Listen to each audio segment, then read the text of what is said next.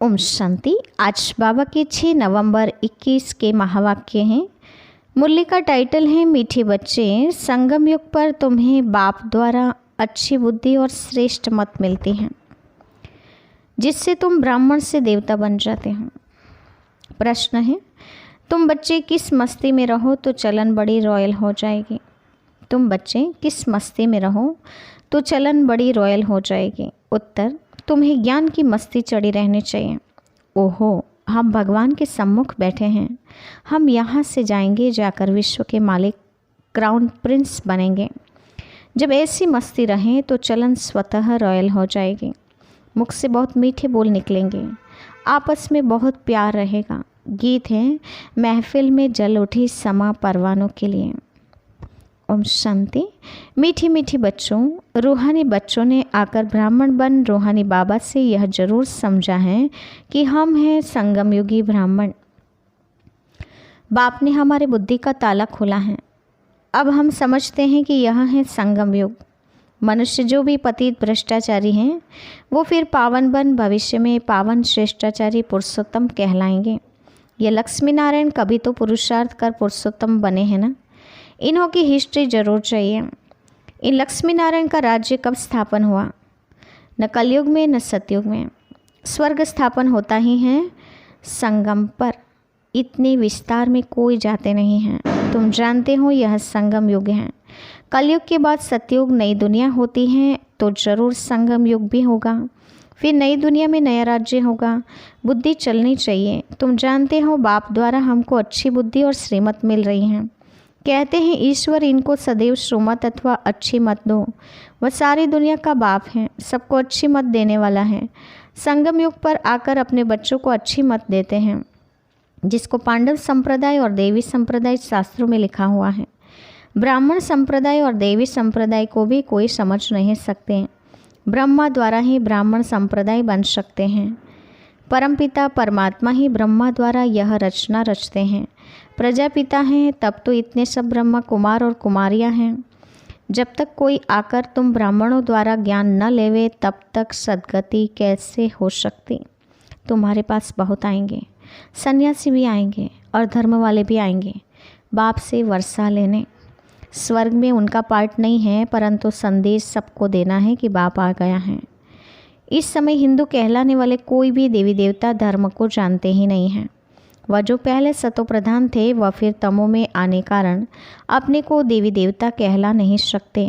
तुम बच्चे जानते हो रावण का राज्य भी यहाँ होता है और परमपिता परमात्मा, जिसको राम भी कहते हैं, उनका जन्म भी यहाँ ही होता है।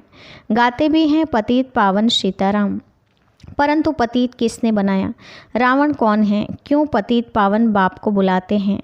यह किसी को भी पता नहीं है।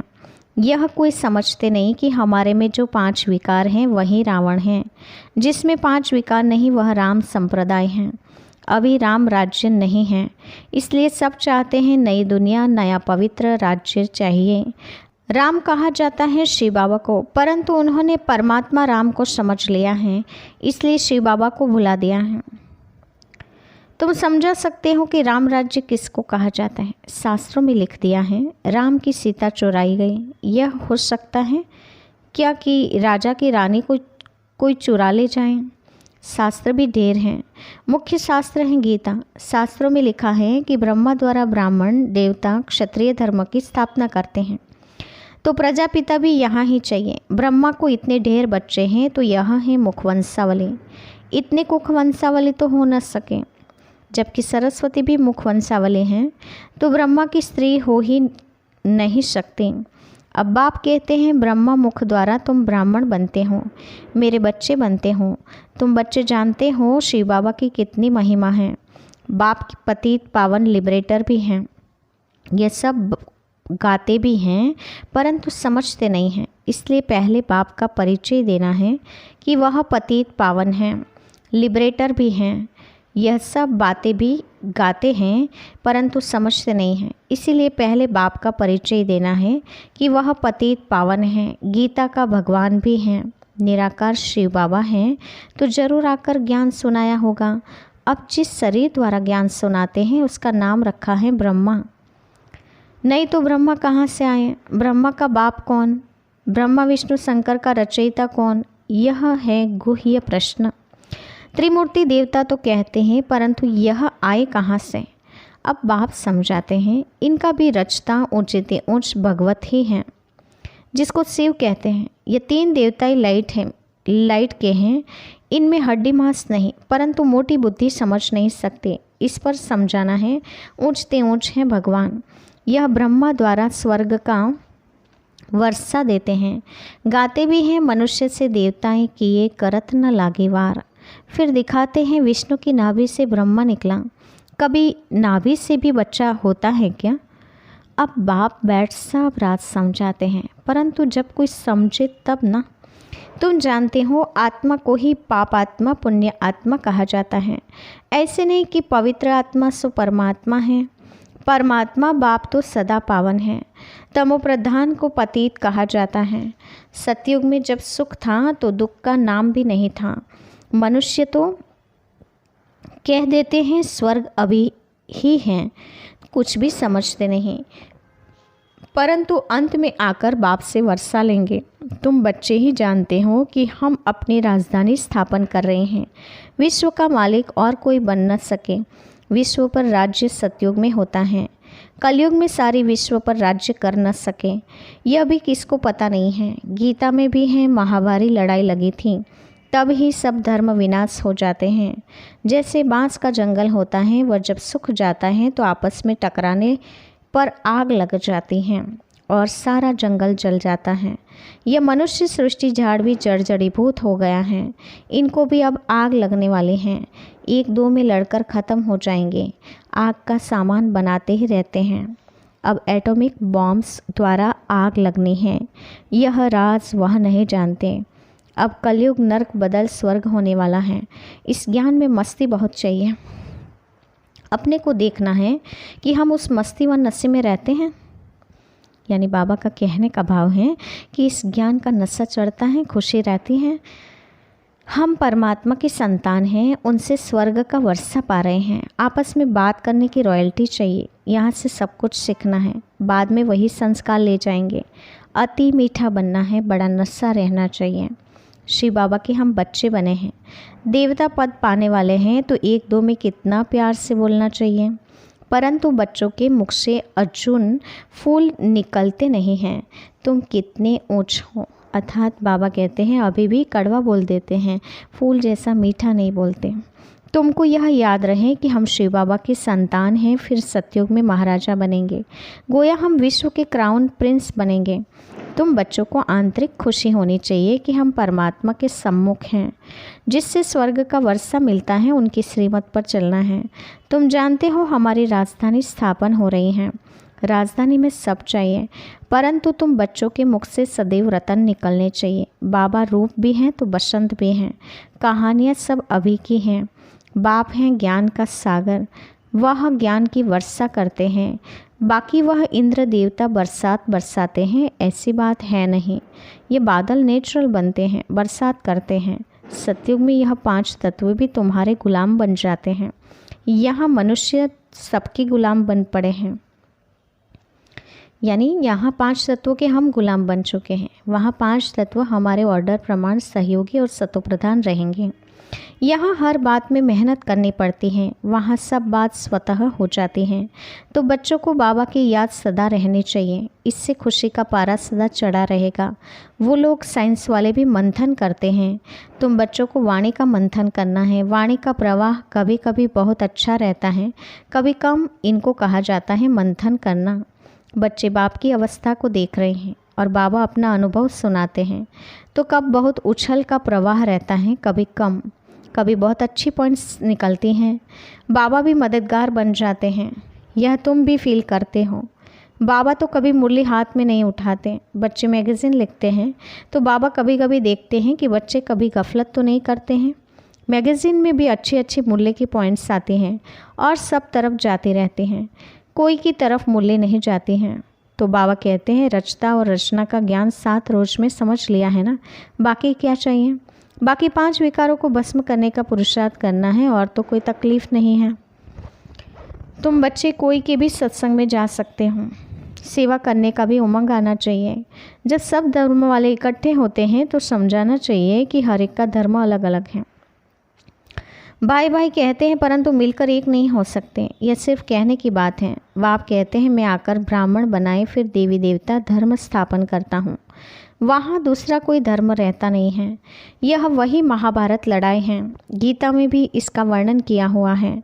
यह एक ही पढ़ाई है, पढ़ाने वाला भी एक ही है। ज्ञान जब पूरा होगा तो बाप कहते हैं मैं भी चला जाऊंगा। मुझे कलयुग के अंत में ज्ञान सुनाना है, मुझे कल्प आना है। 1 सेकंड भी कम जास्ती नहीं होगा। जब ज्ञान पूरा हो फिर कर्मातीत अवस्था में चले जाएंगे तो विनाश भी हो जाएगा। दिन प्रतिदिन तुम्हारी सर्विस बढ़ती जाएगी। यहाँ तो न किसी में पवित्रता है न देवी गुणों की धारणा है। वहाँ तो पवित्रता का अंतर देखो कितना है। अभी तुम संगम में बैठे हो, यही पुरुषोत्तम युग है। अभी तुम पुरुषोत्तम बन रहे हो, परंतु वह जलवा वह चलन भी चाहिए। कभी मुख से पत्थर नहीं निकालने चाहिए, रतन ही मुख से निकलने चाहिए। बाबा कहते हैं मुख से फूल बरसने चाहिए, अर्थात मीठा बोलना चाहिए। अभी तुम देवता समान गुलगुल बन रहे हो। गॉड फादर आकर गॉड गॉडेज बनाते हैं। देवताओं को ही भगवान भगवती कहते हैं, परंतु ऐसा बनाते कौन हैं ये कोई नहीं जानते। तुम्हारी बुद्धि में पूरे रचना और रचना की नॉलेज है, फिर औरों को आप समान बनाने की जवाबदारी है। बहुत आते रहेंगे, स्वदर्शन चक्रधारी ब्राह्मण ही बनते हैं। माया के तूफान भी बच्चों को ही आते हैं। कहाँ तूफान आने से हड्डी हड्डी टूट जाती है। चलते चलते कोई डिससर्विस भी करते हैं। बाप कहते हैं कोई भी छीछी काम नहीं करो। तुम मुख वंशावली ब्राह्मण हो, यहाँ है कुख वंशावली। कितना फ़र्क है। वह जिस्मानी यात्रा पर ले जाते हैं, तुम्हारी है यात्रा रूहानी। तुम बेहद की बाप से वर्षा ले रहे हो। यह भी किसको अक्ल नहीं है जो समझे कि वह भी ब्राह्मण हम भी ब्राह्मण। परंतु सच्चा ब्राह्मण कौन है?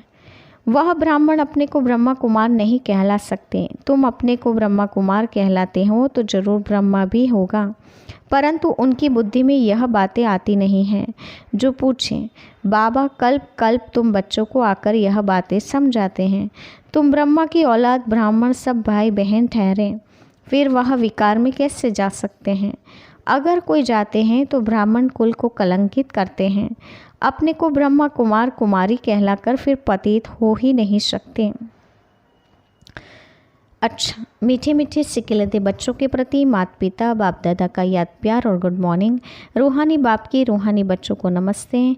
हम रूहानी बच्चों की रूहानी माता पिता बाप दादा को याद प्यार और नमस्ते। धारणा के लिए मुख्य सार। पहले पॉइंट, वाणी से परे वाणी से जो सुनते हैं उस पर मंथन करना है। पुरुषोत्तम बन रहे हैं इसलिए चलन बहुत रॉयल चाहिए। मुख से कभी पत्थर नहीं निकालने हैं। दूसरे पॉइंट, बहुतों को आप समान बनाने की जवाबदारी समझ सर्विस पर तत्पर रहना है। कोई भी छीछी गंदा काम करके डिससर्विस नहीं करनी है। वरदान, एक्रस स्थिति द्वारा अतीन्द्रिय सुख की अनुभूति करने वाले सर्व आकर्षणों से मुक्त भव। एक्रस स्थिति द्वारा अतीन्द्रिय सुख की अनुभूति करने वाले सर्व आकर्षणों से मुक्त भव। वरदान का विस्तार है, जब इंद्रियों की आकर्षण और संबंधों के आकर्षण से मुक्त बनो तब अतीन्द्रिय सुख की अनुभूति कर सकेंगे।